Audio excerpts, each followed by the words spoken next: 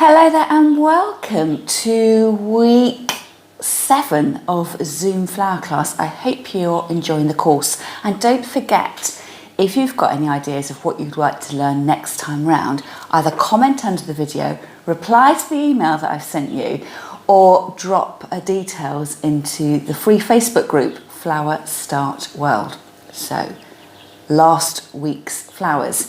This was probably the first week that we have made a foam-free flower arrangement in the style of a traditional foam arrangement. How did you get on? Well, as you can see here, my foam-free arrangement is still looking fabulous. So it's held up. The flowers are still perky. So hopefully that will give you a little bit more confidence just in your day-to-day arranging, to just think twice about that flower foam.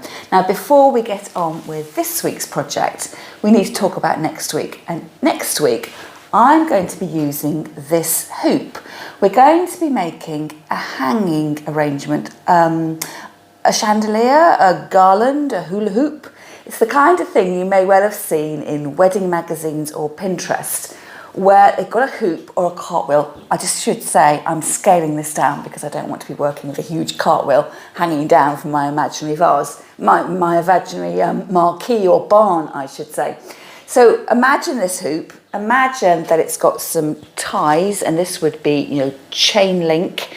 If you're making something really heavy duty. So it would be hanging, suspended from a high point in the ceiling.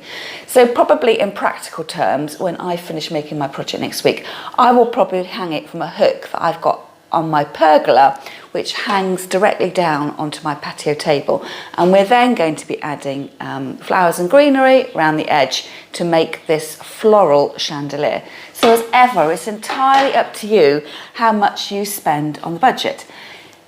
If you decide that you don't want to use fresh flowers, that's perfectly fine. So spoiler alert, I'm not going to be using flower foam. You could use flower foam and you could strap it onto your hoop, but it will make the hoop very heavy. And if you're doing a lightweight mock-up, you may find you've got more weight with the wet flower foam, and it might unbalance things a little bit. And remembering as well that we're party flowers this time around, so the flowers have to look good for the party. It's not necessarily about longevity of the flowers, although it's always quite nice when they do last a little bit longer. So just have a think about that. Think about your mechanics, and that's all part of having fun with flower arranging. It's not just the actual creative doing of it, it's the planning of it in the the week coming up to class. So you might want to use dried flowers, you might want to use silk flowers, you might want to go foliage heavy, or perhaps you want to do something that's more woody feel, woodsy feel, woodland feel, and you might want to use lots of pliable twigs, so silver birch twigs. Perhaps you've been trimming your clematis or your grapevine or your Virginia creeper, and you might want to incorporate some of those materials in there. And as well, that will help to disguise the stark white of your hoop. So I hope that helps you.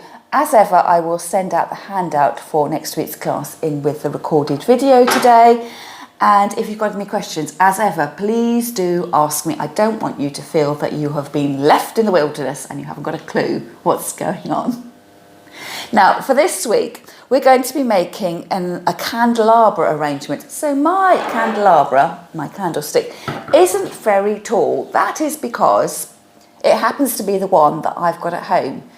It may be that you've found a fabulous candelabra, a really tall one, perhaps even one that is floor mounted, so really tall, so it's on the floor and would come up quite high. You may have had a party where you saved it. You may have been looking in charity shops or Facebook Marketplace to source something. So again, the trick here is we're practicing. Use what you've got. Don't stress if you haven't got exactly the same materials. So my candelabra is silver, in inverted commas.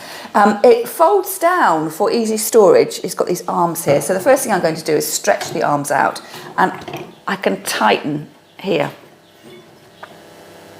And it just holds everything firmly together. Now, the easiest way to make this arrangement, if you love using flower foam still, is to measure across your diameter of your candelabra. And it may well be that you can use one of the flower foam wreath bases, and that will just slot as if you were doing a hoopla over the central candle, and it would hold steady. Now the thing with those wreath forms is they come in fixed precise sizes. So in inches, you know, it's 10 inch, 12 inch, 14 inch. And I would think you'd probably be very lucky if you had one that was a perfect fit.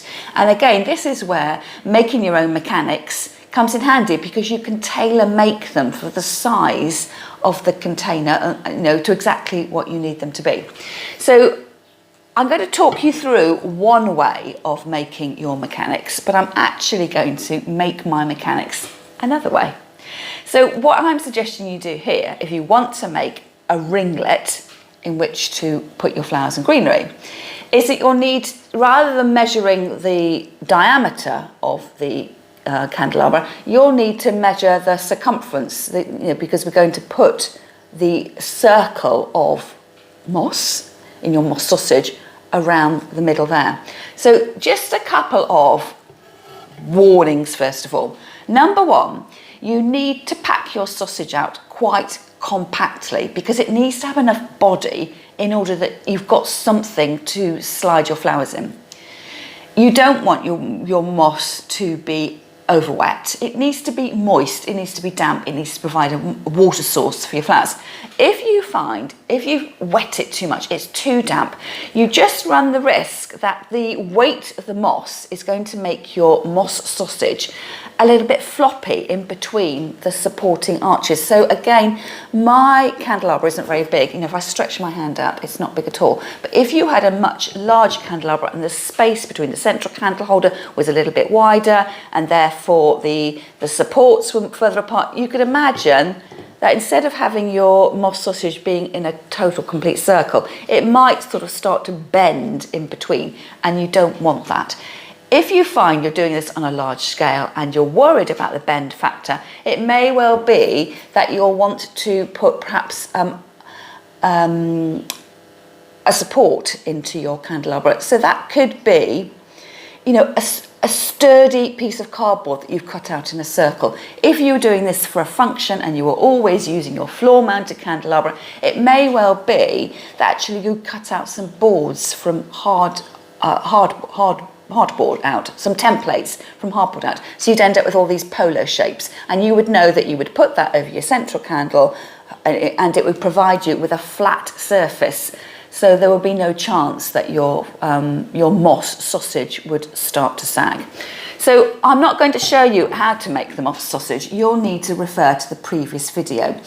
But you'll know that you need to tie off one end, you need to pack the moss in, and then the tricky bit, the only bit I haven't shown you, is how to fashion that round in a circle and join and overlap it together. So you'll start off with a sausage shape, but you'll have to then form it round into a circle and join the two pieces together. So you can imagine that if this was my beginning end, where I'd done the tying off, or the knot if you wanted to use a knot, and then you came all the way around, you would have to get your flat backing wrap and put that underneath the knotted sausage at the starting point, in order that you ended up with this seamless look. So I'm sure you can imagine, this won't bend very much because it was so sturdily made, but just imagine if you could imagine I'm curling that round, and then you just need to make sure that you were really securely tying it with string. So instead of doing that sort of stitching effect, the sort of blanket stitch we did to keep the wrap over the moss, it may be that once you've done that, you might want to go round and just on that bit where the join is, perhaps just go over it a couple of times. So it's about adapting the techniques, working with what you've got. So for today, I'm actually going to do things a little bit different. And the reason for that is because we've already done something long and low for our table, and your finished piece, if you do decide to use the sausage in its rounded form, is you're going to end up with something else that's long and low. So imagine if I put that onto I'm just mocking this up, it's you can imagine it would go round like that, and that is what you're going to end up with, as I nod, the 4 candles or 5 candles coming up in the middle. So it's going to be quite low, and that's a lovely arrangement to make, but it will be a lower arrangement. And you know, why make an arrangement this week that we practically made the identical of last week. So I'm going to do it a little bit differently, and I'm actually going to create, rather than a moss sausage, a moss ball. And I'm going to impale that ball on my central candlestick. So I've got to have that combination of having a firm enough ball to hold my flowers, but actually at the bottom it needs to be a little bit less firm, because I'm going to need to have to fix it securely onto that central candlestick. And that will give me a different look. So instead of being the candlestick raised, a nice slim hover of flowers and then my candle sticking up, it's going to be it'll be a little bit more bulky in the central area. And that will be really handy if the party you're doing or the wedding you're thinking about doing has got bigger flowers. I could imagine this with hydrangeas in a really big impact. And the thing I'm going to do is just make sure I don't go too big, because, as I said, my candlestick is a little bit short and I don't want to have a massive ball of flower arrangement in the middle, because it would be out of scale. Potentially as well, top heavy with the weight, and I don't want my flowers falling over, and if I am going to light my candles, I certainly don't want to create that fire hazard.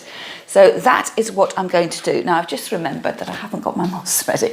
I put it in my compost bucket last week, so I will just have to lean over and get that, and I will show you what I'm going to do. So my plan today is to see whether I can do it all in the table in front of me, so a head-on shot. If that doesn't work, I will adjust the camera angle and come into it from above, so just bear with me.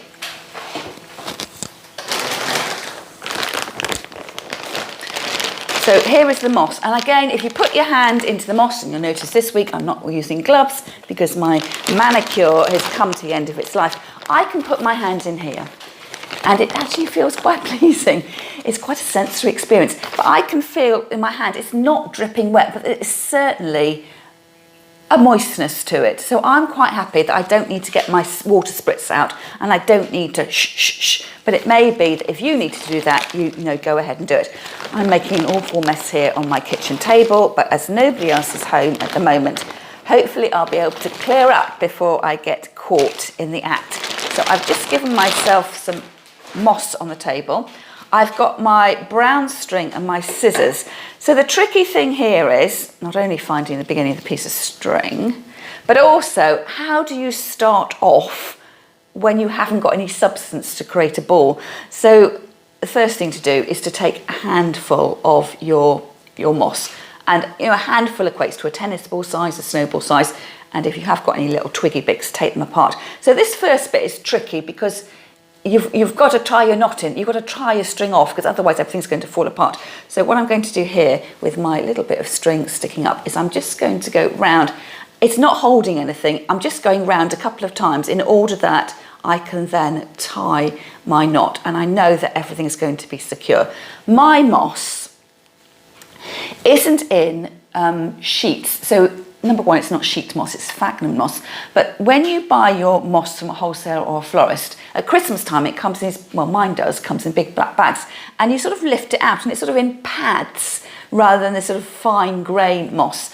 And I think that would be much easier to work with because you've got a bit of substance already. So I'm at a little bit of a disadvantage. My moss has come from the garden centre, it's intended to line a hanging basket, and I haven't got that convenience where it's got a body to it. So actually, I'm probably going to be using quite a bit of string. So let's go. So moss in my hand, ball of string attached, because I don't quite know how much I'm going to use, and then I start to add more moss into the pack. And as I do, I go round a couple of times like that, and it will start to grow. Now, this is going to be quite fun to make.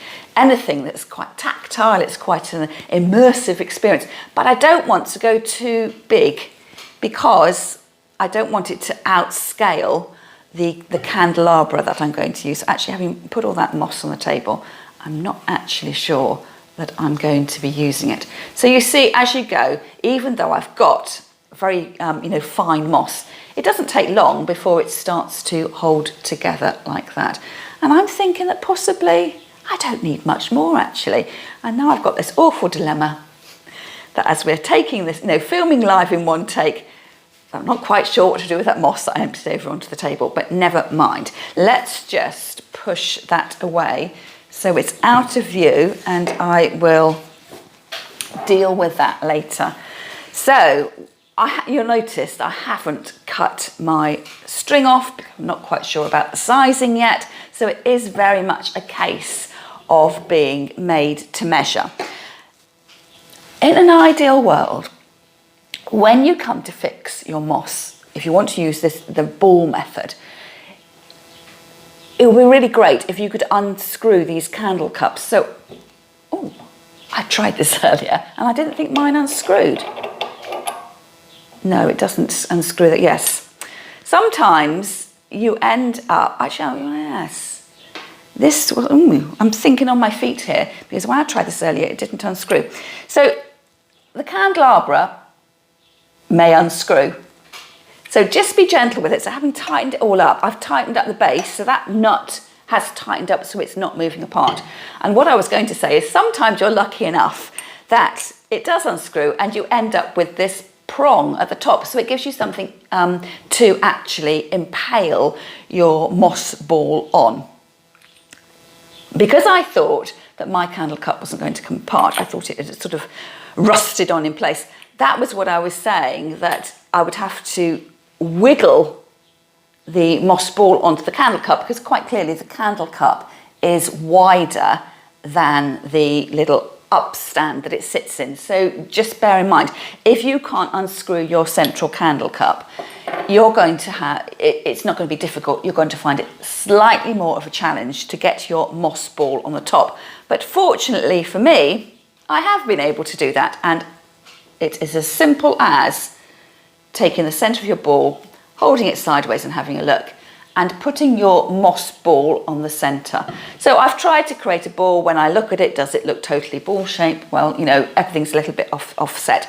But you'll notice that I kept my string on the line, on the reel.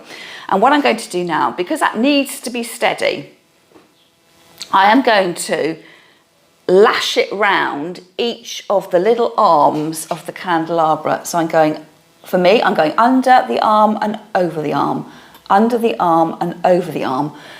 This will hold your ball in place, under the arm and over the arm. I always have to do the little chant. And it may be, if you want to, you know, go over and round and back and round and lash it on in place, you do what you need to do to hold your flower, your ball of moss in place, like so, until you're quite happy that it is sturdy, that it's not going to slide all over the place. So, you know, test it. Don't hope for the best. Test it. Is it going to fall off? It doesn't fall off. And you can see there, because I've used string on string on string, the mechanic of me physically attaching the moss ball onto my candelabra, it doesn't show up. And of course you could use wire for this, you know, your binding wire if you prefer. I find the string much softer on my hands, and I don't want it scratching. You know, it's not actually a silver candlestick, but I don't want it scratching.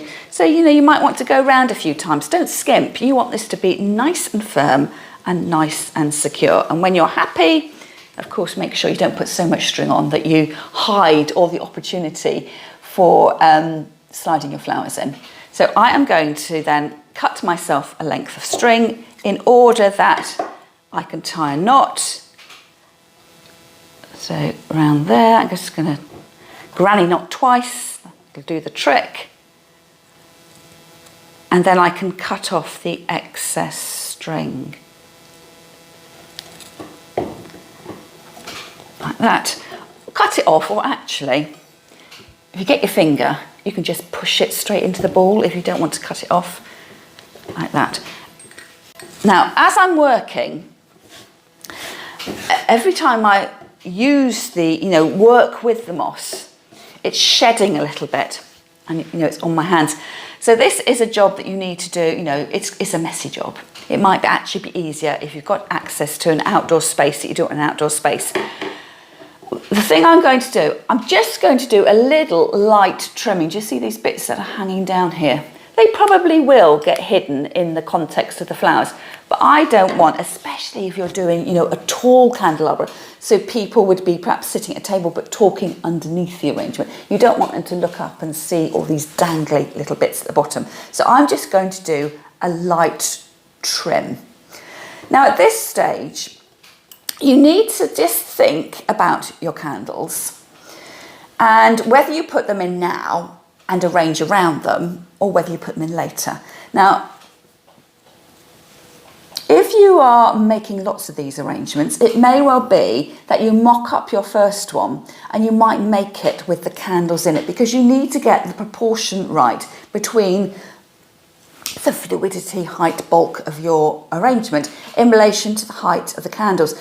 And you don't need me to tell you this, but if you're going to light the candles will burn down. You don't want them then catching on the greenery. So the idea is that even though I've got quite a large mass to arrange my flowers in, and it's going to look like a lovely ball of flowers, that I don't want it to be so large that as the candles burn down, that I've got that fire risk going. So probably as I arrange, in fact I will do it now, I'm going to put my candles in first so I can gauge the height. But if I was doing lots of these for a party, I would probably do, mock up my first one, and then, to be honest, I'd probably put the candles in last, because they do wobble around a little bit, and if you are moving them from A to B, or just even from your kitchen worktop to your kitchen counter to the dinner table where you're having your party, there is that wobble factor. So normally I wouldn't put my candles in until I had set the arrangement down where it was going to go.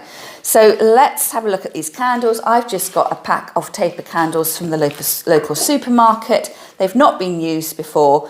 If you are reusing candles, perhaps you don't like lighting your candles for any number of reasons, you will find that if you're using your candles more for decorative purposes and then putting them back in the box, that over time they will become sort of chipped and scuffed up a little bit, and then you think, I haven't even lit these, and they don't look particularly good. So I would say that once they're out of the pack, if you decide not to light them, that I would wrap them up in a piece of tissue paper or piece of kitchen towel and just put them back in the box, and it just stops them knocking around each other.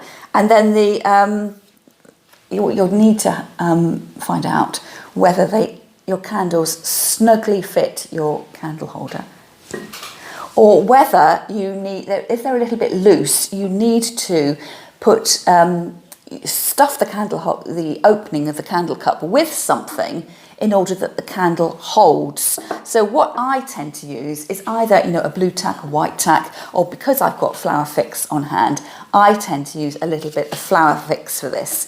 So it literally is just a little bit. So I've cut off a section here that's probably 1.5 centimetres long. If I roll that into a tiny sausage,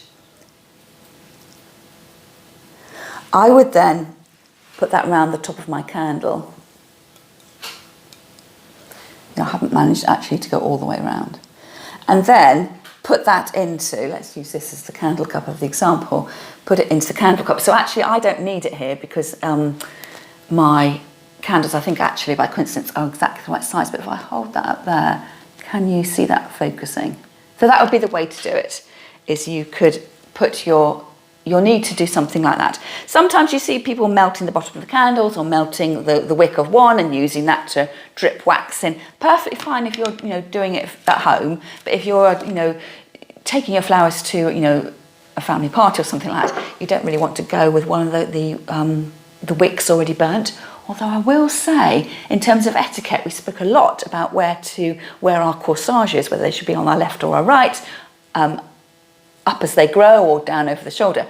But I'm a member of a Facebook group for a lady who lives in America, and she said that their tradition, or her tradition in the part of America she lives in, to be a good hostess, you should have pre-lit your candles and blown them out so the candles have already got the burnt wick, in order that it doesn't make your guests feel uncomfortable because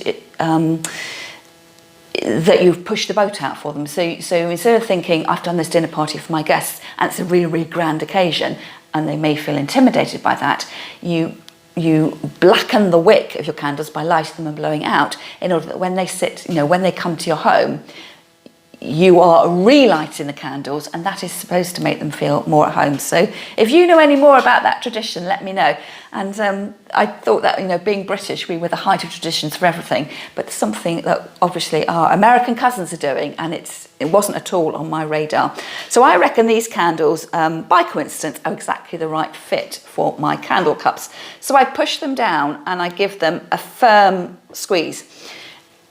You need to obviously ideally get them up straight, and I'm conscious that as I'm working that sometimes the camera angle doesn't play properly, and it's not until I start to take photographs of the projects I've done that I discover that everything was on a skew-if.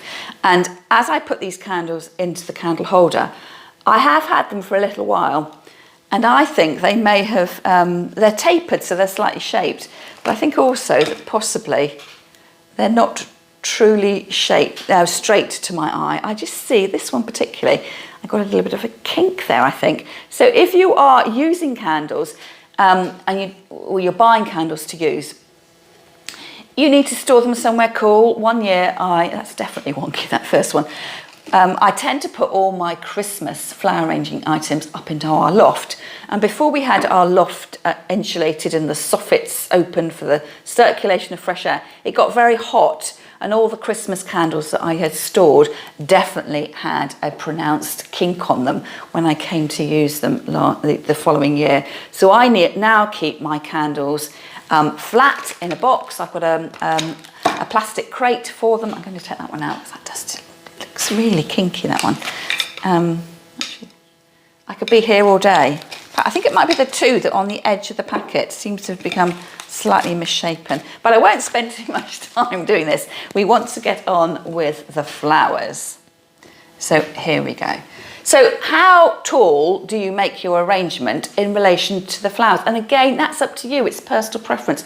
And part of it will be driven by how many flowers and how much greenery have you got. Is this something you want to rustle up from the garden to look really, elevate your celebration table with minimum expenditure, or are you actually making this for a family event, a family party, a wedding even, when there's a set theme? So you need to think about that. So I just want to create a floral haze, really. I want to disguise the fact that this is a candelabra. It's got the four arms of the candelabra, but I don't necessarily want the candlestick to be the focal point. I want it to be the flowers and the candlelight. Now you'll notice that, of course, I've took the central candle cup off in order to impale my ball of moss on the top. So do I want to add my central candle cup back into the middle? Now you might think, oh, I could do that just by pushing the candle cup in. I'm just slightly hesitant about doing that, because if I decide to light my candles, is it going to be as firm with the candle cup pushed in as the other candles? And again, I always err on the side, on the path of caution, really, when it comes to candlelight. So what I'm actually going to do is, I think I quite like the extravagance of having a central candle. And what I'm going to do is I'm going to use my Florist wires to have the feet onto the candle, the little legs, and push that down in. Now, if I keep the legs of the prongs quite long, the longer the leg, the further they'll go down into the foam, and it's a bit like foundations and structure. It will stand secure. If you have a go at doing this and you're in any doubt that your replacement fifth candle is wobbling, take it out. The arrangement will look lovely with 4 candles. You don't need to put the fifth in, but just to show you as an example. So I have got a very sturdy wire here. I think it's probably a 0.90 floristry wire. I'm going to go roughly in half to create 2 prongs, and roughly in half again. Holding that up, it's going to go all the way through here. So, and then with my wide pot tape, I'm going to attach the legs in place. So what I do is I put a piece of tape attach to the candle first, and then lie on my leg one side, come round to the other side. So I'm getting 4 prongs pretty much equally spaced with the 2 wires bent in half. So once I've gone around once, I then tend to just go round exactly the same on the top of the first lot of tape, just to make sure it's extra secure. And what I've tried to do here is to attach the candle as low down as possible on the edge of the candle. I haven't creeped upwards to the top because, again, it's a mechanic. If you have attached your prongs to higher up, I should say, there's never a too high, but higher up, you've just got more to cover up in terms of covering up that mechanic. So everything's got to make sure it covers that. And also the higher you come up, the shorter you make the legs because there isn't enough wire to go through. So what I'm doing is they bend a little bit in your hand. I'm just splaying, just letting them all fall independently. And then by eye, and again, I'm doing this sitting down, so it's always a little bit crooked. So you would probably stand up to do this and eye it up. So I am drawing my legs together to sort of impale this with a square. And now I heard then, I don't know if the microphone would have picked it up, a satisfying crunch as it's going through. So push that down, push that down, push that down. Now that has landed on the metalwork in the candle, the upright prong. So I know I'm central because I've crashed into the upright prong, but my legs wouldn't go down any further. That is better. Hurrah. Now what has happened is my legs have come all the way through. I could cut them off, but actually what would be better in terms of security is to bend those legs back on themselves. So I create a little U-bend, and that will just help with the security. So bend it up, you'll have to imagine this bit, and then pushing it back into the body of the moss, and that just helps it all sit firmly. I could immediately see 2 that had pronged out, but what you'll need to do, I found a third, is to run your hand across the bottom and just to feel where everything is. One of the legs was slightly shorter anyway because I had misfolded it. It wasn't exactly in half. So I'm going to bend that up and bend it round and push it back into the moss. And there we have it. Our mechanics are ready for the ball of flowers and the mix of greenery. Now, I need to, it's all about fessing up this week. I still don't really have enough greenery in my garden. So I am resorting to some artificial green. There is nothing wrong with using a mix of fresh and dried artificials. These are your arrangements. You do them as you want them to do. The only time, those of you who belong to Flower Club will know that if you ever do any competition work, it has to be fresh flowers, but we're not at Flower Club, so it doesn't matter. We're arranging flowers for our enjoyment at home. Now, I have just left my flowers out on the side, so I'll lean across and bring in some of my greenery here.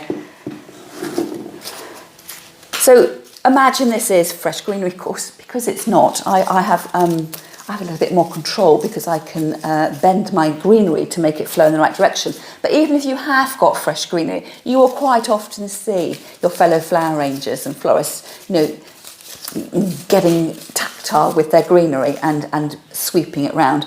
So I'm putting the greenery in and I want it to flow out a little bit. So I'm going to make a total mess on the top here. This greenery here that I'm putting in actually came from, I think this is an artificial peony. So what I'm starting off doing is I'm going in the gap between the 2 candle cups. So one side and then the other.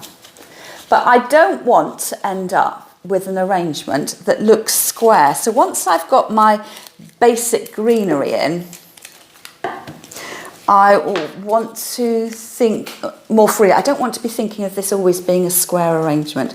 So what I will do probably in terms of speed, which I might make that way around, I'm just going to reduce the length of that, is I might just make this, imagine I'm doing the back, but for speed, I'll just make it front facing so you can see what I'm doing. So I've got a little bit of flow coming off on the side, and then we carry on. So it's about getting a mix of greenery. We know about our colour, form and texture. You decide how low you want to go in terms of the drapage. So I would say that part of the candlestick is it's raised off the ground, and I wouldn't want to have your greenery coming too low to the table, because otherwise there's no point in having the candlestick and that elevated candlelight. But it's entirely up to you how you want to do this. So I haven't got my wire cutters. Actually, that's not going to cut. I think it does need wire cutters, so we'll work with that at the length it is. I have got some fresh greenery as well, so I will put some of that in to use that. But you can see straight away that you could just go for greenery. Never underestimate the greenery that you have. It doesn't always have to be about the flowers. I've got a little bit of artificial eucalyptus here in little short sprigs. So as well as going low, it's the same principles as table arrangement. Something horizontal, but because we're elevated, it can go below horizontal. Something is horizontal, and then something that is sort of 45 degrees upright, so that you don't get a very flat arrangement and then suddenly the candles sticking up above. There's a sort of a sweeping transition as your materials rise up into your arrangement. So that's giving me, quite a nice shape there. Let's just see what else I have got to fill out. And with all the arrangements we make, it's about giving yourself that green outline, but you don't want to be putting so much greenery in that you haven't got any space for your flowers. So there's a little bit of green in here. I think that's probably enough for the artificials. I have got some fresh, so I'm just going to bring over my vase here. I'm picking from my vase of flowers that I have already. So I've got some some hard ruscus there, and I'll need to come back for some of those flowers in a moment. So exactly the same thing. You'd have a look at your greenery, and maybe if you're making something really large, that would be, you'd be putting it in at that length. But I'm doing something smaller, so what I'm going to do here is to take my scissors in and cut myself perhaps even 3 pieces of greenery out of that single bit. And every time I cut, it is so close to the leaf edge, and the camera picks up that it doesn't, basically you don't want to be left with a stalk sticking up. You need to cut your greenery flush with that little leaf node. So I will come back here, and again I'm trying to work the greenery around the candles so that it disguises the fact that they're there. I don't want, green, and then, my eye rests on the solid of the candle cup. I just want the candle cup there as the mechanism for holding the candle in place. I don't particularly want to make it a feature. So just get these in here. And you can see that as I put the greenery in, it's exactly the same as when I put it in to the if you were using flower foam in the traditional way a little bit. And of course, you will be going around and you will be getting this in and making it all look even. So I can see here that I'm not quite even. I think it's the Snecchio. I've got a nice piece of Snecchio on the side and not the other. And again, I know I'm going light around the back, but I'm trying to just get the flowers in so you can see what it looks like from the front. And as ever, when you're making your arrangement, you'll be sitting there, or perhaps even standing, and you'll be working on your arrangement. It's going to be an all-round arrangement, and you'll be distributing your materials so it looked equally as good from every direction. And then before you actually put it on a table, it's just, clear away and have a really good look about what you're going to be doing. So I'm going to get my flowers in first. And if I was doing this, inspiration for this, wouldn't it be lovely with hydrangeas in? But the hydrangeas have got quite big heads. They're going to dominate the size, again, because my candelabra isn't particularly tall. They're probably going to be too big. So the next best thing for me is using some of the bloom carnation chrysanthemums out of my bucket of flowers. So don't they look lovely? So I'm going to use 3 of those. And now I'm getting into my 3s. I've got my 4 candles around the edge. I've started arranging, putting my greenery in between the candles. Now I'm just going to try and break out a little bit and just start to go with the, those 3s, getting it spinning round so it's not quite so angular. So cutting my flower quite short, and again, and I haven't actually got a front, but this is the front for you. So I will push that in. You might need to hold on to the candles to sort of brace yourself or hold on to the flower foam, but that's exactly the same as it is when you come in and put your, I'm not sure that's going to hold there. It's just a little bit knobbly where I have cut it. Nice sharp point, and then we'll wiggle this one in place.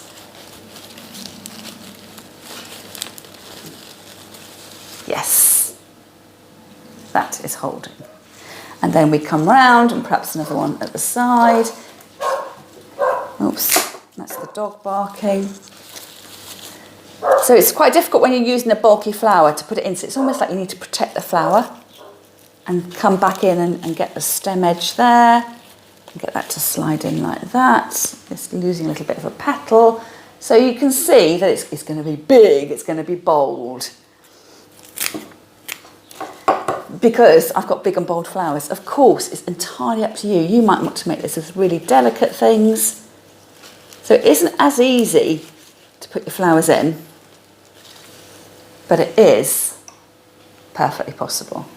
And then you'll start to build out. So now I've got my focal flower in, you start to build these little gardens around your focal flower. So I'm actually going to be, recycling my flowers. So I've got these, the lovely little thistles that I used last week. So they give lovely texture. I can't reuse everything in this arrangement because the little chrysanthemums have gone over a little bit. These are going in much easier because they have a sort of, the stem is slightly finer. I just found putting the chunkier stems of the chrysanthemum in, slightly tricky, I will admit.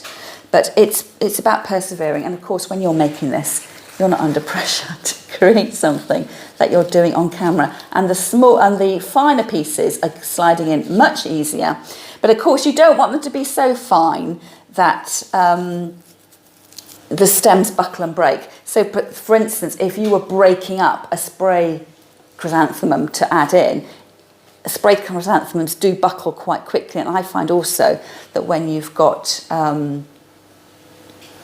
carnations as well, because of that node point that you have, they do break quite easily as well. And I've even got these lovely, delphiniums that I used last week, and I'm just going to reinvent them for this arrangement.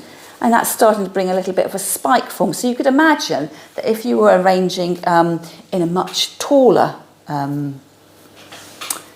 candelabra, that you could have your flowers coming up quite high. So it's that mix of form. We're creating something grand, a statement. I'm not quite sure you can see that going in there, but I will take some photographs afterwards and put them in. And then you just go through and you look at what you're doing, you turn it around, you add in more flowers. And as I say, I like to go with my large flowers first, my focal flowers, and then go smaller and smaller. So I keep with my focal flower. So imagine I would use roses for my focal flower. I would put my roses in first.